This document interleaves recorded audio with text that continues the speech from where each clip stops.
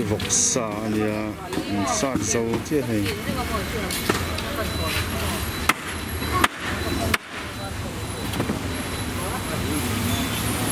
thao chọc hốc mày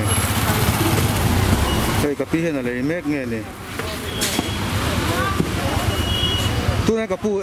vọc sai ở đấy tiếng tin nghe thế gì à zali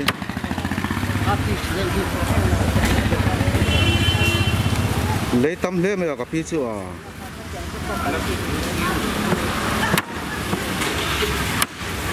tôi nói hiện anh zo là vọc sa cái gì à zali anh mấy cái này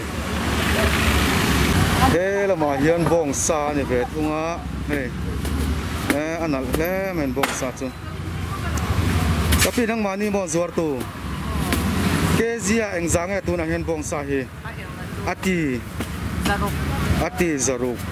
chuan aru zanga sapolin zanga tiname aru le ti ve sapolang ka air no te po air no shanin amana nei tinange ni le athin ti ve lang kha zasari ako chung zaruk amana sang nuôi mấy đúng không? Biết chuyện ngay về đôn lấy mấy à? Thế lại phải bong sa tắm mấy gì? Lại hi Mission Veng Bazaar, Republic Road, School phải còn khai nia, tháo của mình bong hi.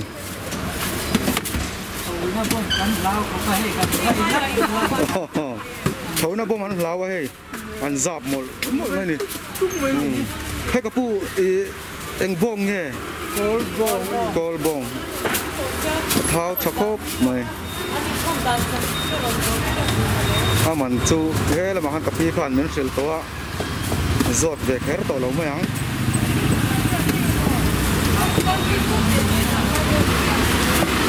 thao hốc mày liền ôm lẽ mày bong tao chua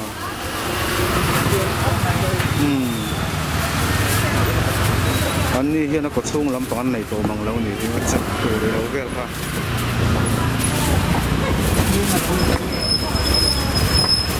thế là hiện cà phê hay ar này thao về lẻ phiếu mày cà phê tủ lạnh ar sa hay aret tiếng tiếng nghe tăng quỳ này rồi rồi thì cái gì à thum sầm nga chuan ắt hình thì về khác sản phẩm mình này về này sản phẩm là cái ba cái cho nên thì ở sản nhân Amisa thì về là ông sản tổ chúng là vậy đó, ông alu lệ kề, cho nên mình sản này về lấy à, cái gì à giả sông ngon này về lấy thùng này chứ, tháo khúc mà hết lại cái PR sao thì tháo tất cả này.